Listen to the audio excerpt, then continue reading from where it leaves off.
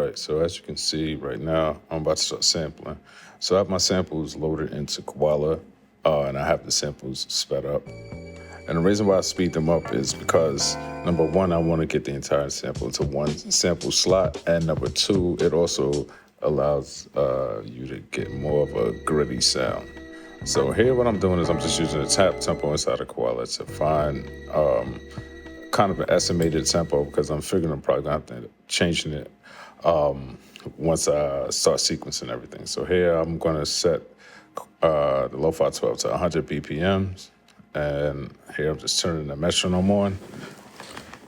Okay, and so now I'm gonna go and to sequence mode.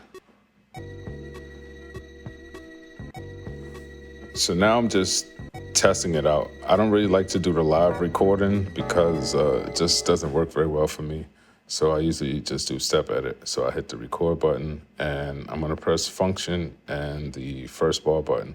And if it's lit red when you hit function, that means you can tie notes by pressing the step you want to start on, the sample, and then the last step that you want the note to end on. So I've just done that for the first bar. Well, I did it for the second bar first, then the first bar second. Now I'm going to go to bar 3 by pressing the bar 1 button again. And if it's red and the last one is orange, you're in bar 3. So I'm going to start in bar 3, excuse me, on step 1 of bar 3. Press the sample, then I'm going to go to bar 4 and the last step of that. So that way I have a whole note tied over, or 2 whole notes tied over 2 bars. So I'm sure you can hear the noticeable gap after each bar. So right now what I'm gonna do is I'm actually gonna edit the sample. But first, so I'm just pressing the sample just to make sure it starts when I trigger it and that there's no gap between the trigger and the sample sounding. So since there's no gap, I figured I can trim a bit off. So I'm gonna press function and sample, choose my sample, then I hit OK, and that gets me into edit mode.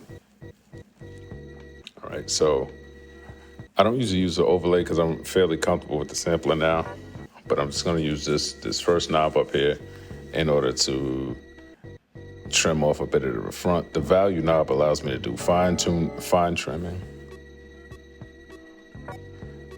So as you can hear back in the sequence, and it's sounding good except that there's a little extra bit on the end. So actually what I'm gonna do is speed the sequence up to 102.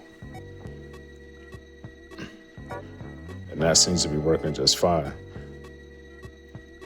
All right, so now let's go to track 2 and let's add the drums. So let me first choose the bank for track 2. Okay, and now I'm gonna choose a sample.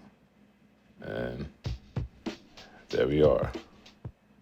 So let's hear what the drums sound like with the sequence. All right, it's too fast. A little too slow maybe. It's way too fast.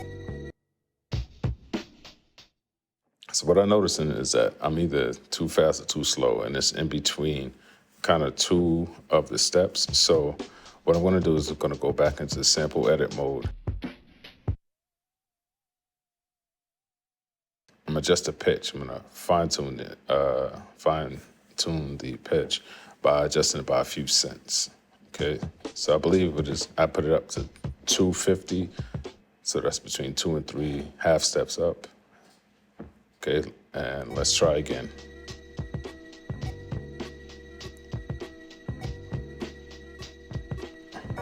All right, one more time.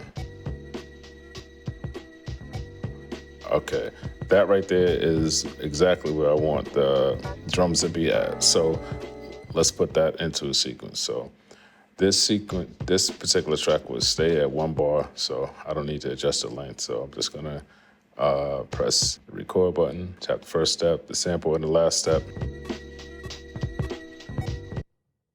So as you can hear, there's that same problem that we had before. So let's go back into sample edit mode and let's trim a bit off the front. All right, so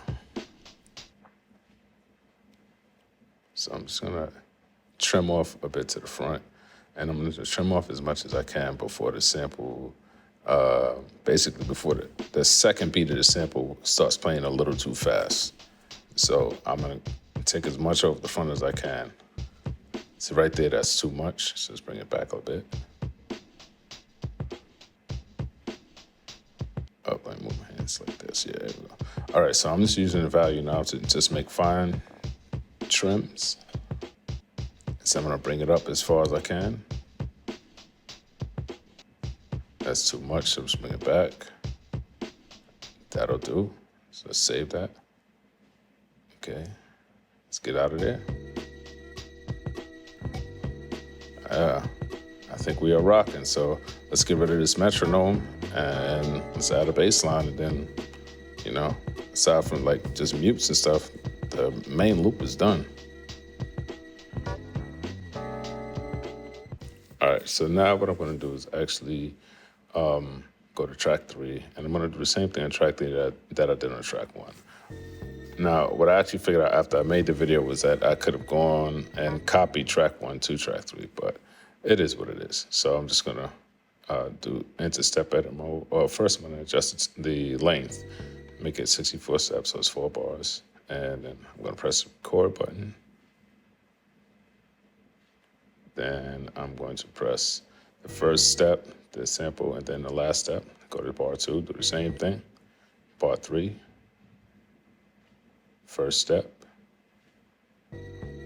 Bar 4, last step.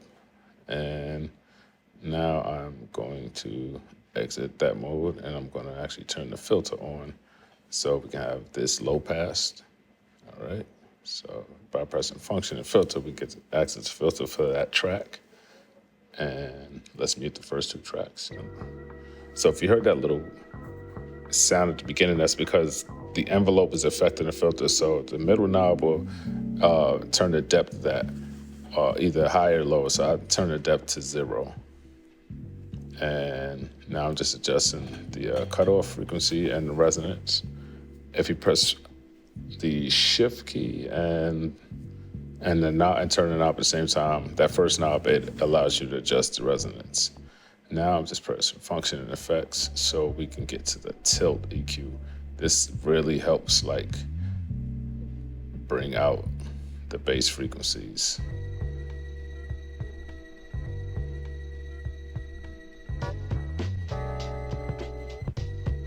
All right, so now what I'm gonna do on track 1, I'm actually gonna turn the high pass filter on. So track 1 and track 3 don't kind of get into each other's way.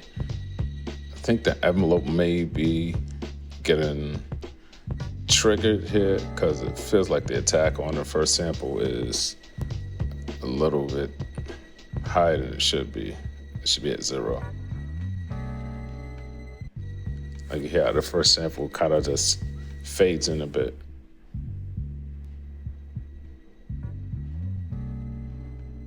So here what I'm doing is I'm just adjusting the level of each track so I can get a more balanced mix.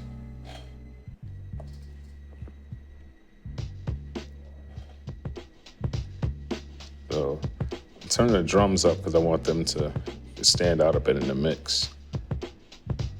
And that first track, we're gonna bring that up some too.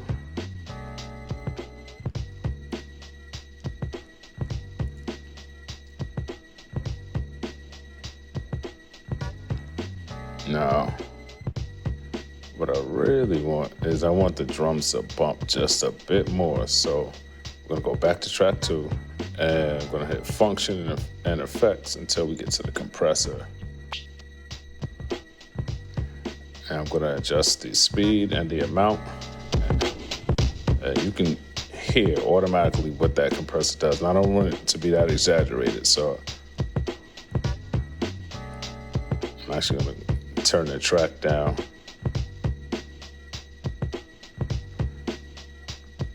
Because I'm actually gonna put an overall effect on the entire mix by pressing function and reverb. And the overall effect I'm going to use instead of using a reverb is the vinyl effect. And as you can hear, the vinyl effect really adds some volume and some bump to it. And that's pretty much it. So I hope this was helpful. Please let me know in the comments if you dug the video. Definitely comment, definitely share it, and definitely subscribe. It's your boy Chi. We're signing off and be making the squad. Peace.